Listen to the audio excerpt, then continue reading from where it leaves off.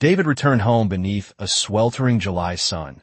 The suburban streets he once knew now steeped in unfamiliar silence. The house stood still, bathed in afternoon haze. The air thick with the scent of sun-baked hydrangeas and distant sprinklers. Inside, it was cooler, but not by much, and he was hit with the sharp, almost intoxicating scent of turpentine and sandalwood. That's when he saw him. Samuel. Shirtless, barefoot, leaner, darker, tattoos ribboned across his arms like brushstrokes on a canvas. His once boyish features had sharpened into something arrestingly sculptural. He turned, smirking lazily, sweat glistening at his collarbone. "Hey, big brother," he murmured, his voice low and dusted with mischief. David's throat dried. He hadn't prepared for this, hadn't expected the jolt of heat that lanced through him at the sight of Samuel grown, confident, half-naked, and unapologetically beautiful. Gone was the gangly teenager who trailed behind him at family barbecues. In his place stood a man who moved with a feline sort of grace. All sun-kissed skin and coiled potential. David looked away too quickly, jaw tight. But it was too late. The seed had been planted, unwelcome, impossible, and throbbing just beneath the surface. Something had shifted, and nothing would ever be the same again. The house was quiet that evening, the only sound the occasional rustle of leaves brushing against the windows. David sat sprawled on the couch, his eyes half-lidded as the flickering images of the movie played out before him. Samuel was beside him, his feet propped up on the coffee table. A glass of wine dangling loosely between his fingers. His body was relaxed, almost languid, as if every movement were carefully calculated to draw attention. His t-shirt clung to his chest, sweat drenched from the humidity outside. David felt the air between them thicken, almost electric, as Samuel shifted, the faintest brush of skin against skin, a movement that sent a jolt straight through David's body. He tried to focus on the screen, tried to bury the growing tension simmering beneath his ribs. But Samuel was too close, his bare shoulder brushing David's arm, his scent, intoxicating, wrapping around David like a slow-burning fire. The line between brotherly affection and something darker blurred, growing indistinct. Samuel glanced over at him, a mischievous gleam in his eyes, then stood up with a lazy stretch. "You know," he said, his voice rich and sultry, "I've always wanted to go swimming at night." Without waiting for a response, he pulled off his shirt, flashing a grin as he tossed it aside. "Come on, big brother," he teased. "Let's see who's braver." David's pulse quickened, his breath catching in his throat. He couldn't look away as Samuel's body moved fluidly toward the door. The temptation too strong to resist. And so, without a word, he followed. David tried to occupy his days with structure, his morning jogs, the endless emails from future colleagues. The blueprints he half-heartedly reviewed, but Samuel lingered in his mind like a fever he couldn't sweat out. Every glance became a study in restraint. He'd catch himself staring at the curve of Samuel's neck as he sipped coffee, the rise and fall of his chest beneath a thin tank top, the playful way his fingers curled around a paintbrush. It was maddening. At night, the house would fall into hushed stillness, the walls seeming to close in with his thoughts. He'd lie in bed, sweat beading along his spine, body coiled tight with a hunger he refused to name.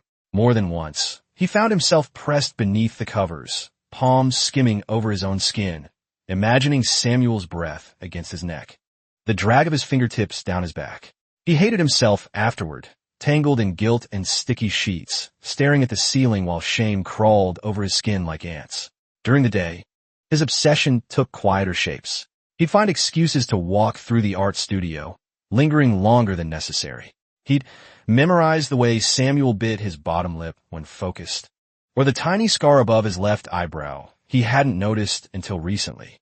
The sound of Samuel's laugh, carefree and honey-warm, echoed in his head long after the moment had passed. David was unraveling, and he knew it. But no matter how much he fought it, Samuel was no longer just his brother. He was a living temptation.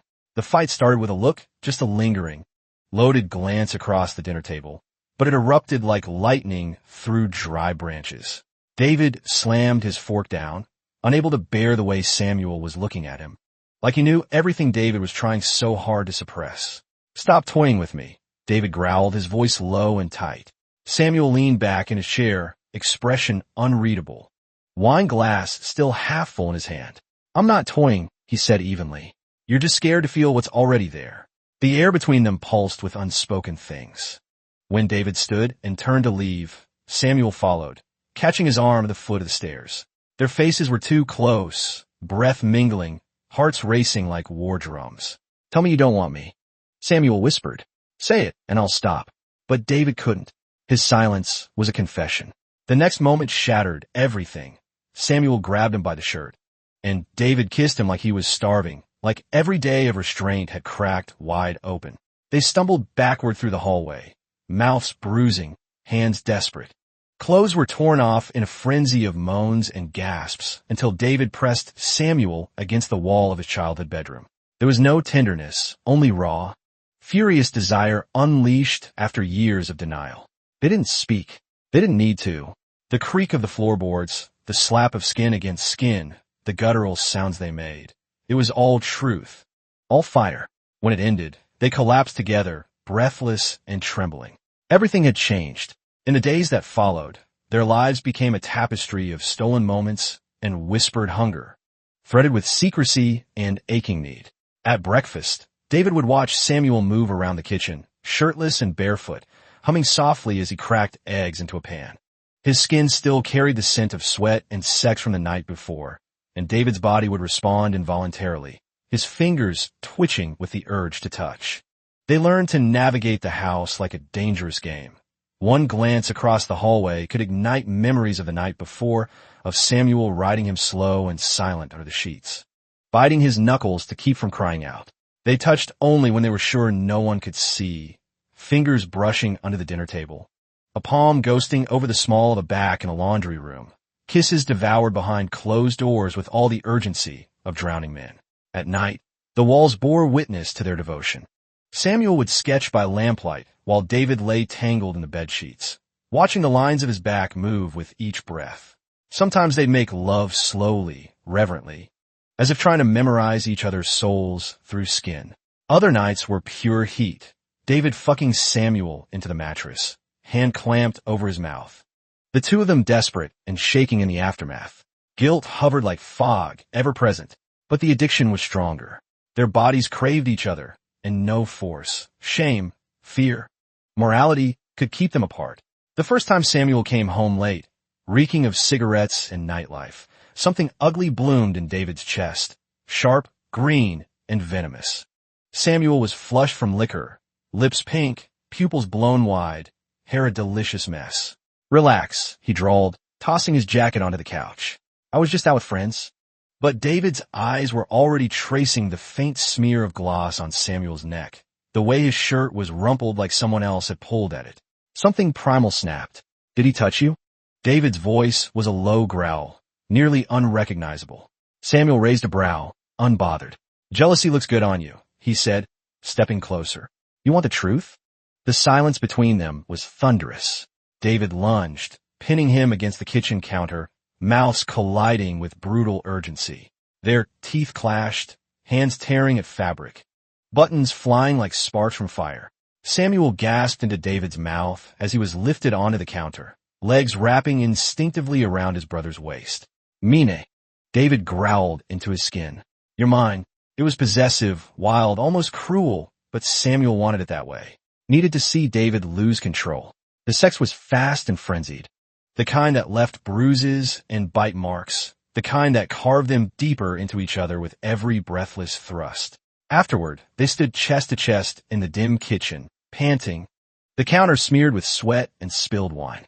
Samuel cupped David's face, still trembling. "I only want you," he whispered. "I just needed you to feel it." And he had. God, he had. The morning Annalise called to say she'd be stopping by, David felt the walls of their carefully curated world tremble. His chest tightened as he paced the living room, replaying every reckless kiss in the hallway, every forgotten item of Samuel's clothing left where it shouldn't be, socks in the laundry, a sketch of David's sleeping face left on the coffee table, a condom wrapper still in the trash. Panic crawled beneath his skin. When Samuel returned from the grocery store, humming and oblivious, David nearly jumped him at the door. "She's coming?" he snapped. "And Elise. Tomorrow." Samuel blinked, slow, then smiled, annoyingly calm. Okay, we'll clean. We'll play the part. But David couldn't breathe. You left a drawing of me, half naked out. What if she sees it? Samuel's expression faltered then, a flicker of guilt passing like a shadow across his face. I'll hide it, he said softly, stepping closer. We've hidden bigger things. When Annalise arrived the next afternoon, the house gleamed like nothing illicit had ever happened under its roof. They stood side by side, smiling. Cordial, David with his carefully pressed shirt, Samuel with sleeves rolled down to hide the bruises David had left in a moment of passion 2 nights earlier. But just as she was leaving, she paused in the doorway of Samuel's studio. Her eyes scanned the room, catching on a canvas draped haphazardly in linen. You've always had a gift, she said, unreadable. David's heart stopped. She said nothing else, but her silence was laced with knowing. The studio was nothing more than a dusty one-room loft above an old bookstore, with cracked windows and floors that groaned underfoot, but to them it was sacred ground, a sanctuary built of shadows and desire. Samuel signed the lease under the pretense of needing creative space, but David knew better. The first night they entered it together, they didn't even bring furniture, just each other. They sprawled on a pile of mismatched blankets in the middle of the floor, bodies tangled, breathless from the climb and the anticipation. The air smelled like dust and turpentine. But when Samuel climbed on top of him and whispered, "We're safe here," David believed him. That night, they christened every corner. Slow kisses against the cold brick wall, frantic sex on the floor. Samuel moaning David's name into his shoulder as headlights flickered through the windows. Here, they didn't have to pretend. David left a toothbrush by the sink, his suits hanging in the corner of the closet beside Samuel's paint-streaked hoodies, books piled beside sketch pads, coffee mugs stacked next to wine-stained palettes. Their lives merged in secret harmony. They built rituals, wine and laughter on Fridays, morning sex with the sunrise. Samuel painted with the window open, half naked, while David worked on his laptop from the mattress. At night, they'd lie side by side, fingers intertwined, hearts finally still. In this hidden loft, away from the weight of names like brother or wrong, their love wasn't a secret. It was art, raw, defiant, and unashamed. It happened on a rain-drenched Thursday, the sky weeping like it knew something was unraveling. They just finished eating takeout on the floor of the studio when Samuel leaned over, brushed a piece of rice from David's lip, and whispered, "I love you." The words landed like a match on dry kindling. David froze, chopsticks slipping from his hand, heart thudding in his chest like a warning bell. "Don't," he said, too fast, too sharp. Samuel recoiled, his smile crumpling. "Don't what?" "Say what we both know." His voice cracked, raw around the edges. "You can fuck me against every surface in this place, but the second I call it love, you run." David stood, pacing, arms crossed tightly. "It's not that simple." Samuel stood too, eyes glassy. "It is. You just don't want it to be." The argument escalated, words like daggers, flung with trembling hands. David accused him of being reckless, of not understanding what was at stake. Samuel, shaking, accused him of cowardice. Then silence. Heavy, punishing. Samuel walked to the door, voice hollow. "Maybe I should go." But David caught him, slammed the door shut with one hand, and cupped Samuel's face with the other. His kiss was feral, teeth and desperation.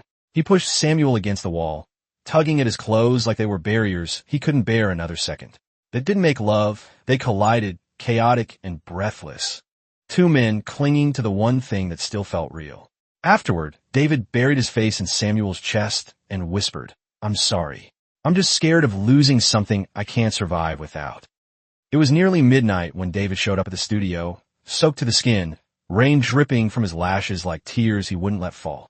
He stood in the doorway, breath heaving, suit jacket clinging to his frame like regret. Samuel looked up from the couch, startled, then still. Neither spoke. The silence was thick with everything left unsaid. "I was halfway to the airport," David said, voice rough, "and I realized, I can't leave you." Samuel didn't move, but something in his eyes flickered to life. David crossed the room in 3 strides, dropped to his knees, and pressed his face into Samuel's lap like a man praying for absolution. "You're the only thing that feels real." Samuel cradled his face with trembling hands, kissed his forehead, then his lips, soft at first, then with gathering fire. They undressed each other slowly, as if relearning a body they already knew. That night, they didn't rush. They made love as if time didn't exist. Hands lingering, mouths worshiping, hearts beating in perfect sync. And when they finally collapsed into each other, David whispered, "Let the world hate us, just don't let go." While David and Samuel's story is extreme and fictional, it touches on a very real human truth. Love, desire, and identity often exist in spaces that defy easy definition.